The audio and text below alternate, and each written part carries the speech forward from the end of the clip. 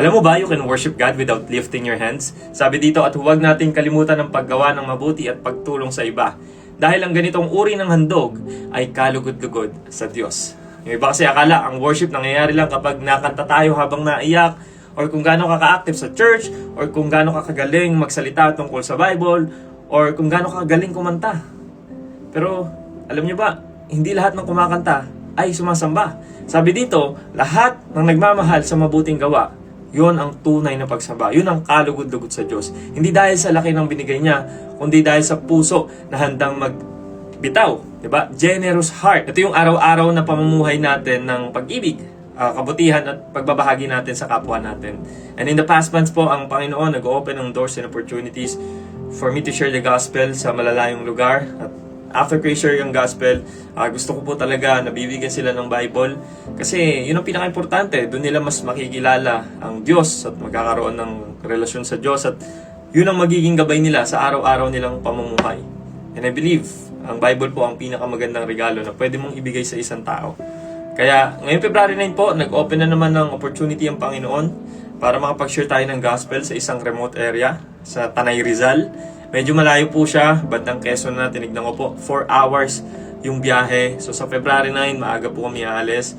Pupuntahan po namin yung mga tao doon kasi nasabihan po ko na parang 3,000 yung population doon. Talagang nasa bundok na, no? And syempre, isi-share po natin yung gospel. And after that, mamahagi po tayo ng Bible. Nag-prepare din po kami ng pagkain. Syempre, para po may makain din sila.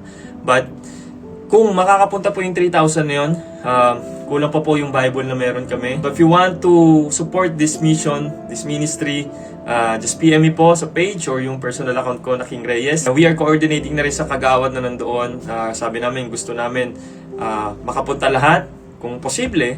Pero kung hindi, kung as much as possible, madami ang papuntahin para mabigyan natin sila ng Bible at para marinig nila yung gospel. At hindi lang po yan, no? After po netong mission na ito sa Tanay Rizal, pupunta po tayo ng Davao sa February 28 para mag-share uli ng gospel at mamimigay po uli kami ng Bible doon. So, we need your help, guys. Baka may mga Bibles pa po kayo dyan. We need the full book, yung Old and New Testament na. Pwede nyo pong ibigay sa akin para po may ibigay natin sa mga tao na pupuntahan natin. Para sila naman po ang makapagbasa. Sobrang dami pong nahingi ng Bible. Every day, every single day po talaga. Nag-chat sa page. But you know, we have limited resources. Hindi naman talaga cheap ang Bible. Nasa 240 pesos yung pinakamura. So any support na pwede nyo pong ibigay, as long as it is led by the Holy Spirit, I would gladly accept that. And praise God for your generous heart in advance for supporting this ministry. We need to preach the gospel throughout the nation, and kailangan ng mundong ito si Kristo. And more than anything else po, I need your prayers for strength, courage, boldness, protection, especially wisdom, para po sa mga mission na ginagawa natin. Kasi katulad niyo po, may mga challenges din ako, so sobrang na-appreciate ko po yung mga prayers ninyo. At kung will ni Lord na magkita-kita tayo dyan sa Davao or doon sa Tanay Rizal na pupuntahan natin, let His will be done. See you po at maraming salamat. God bless you all.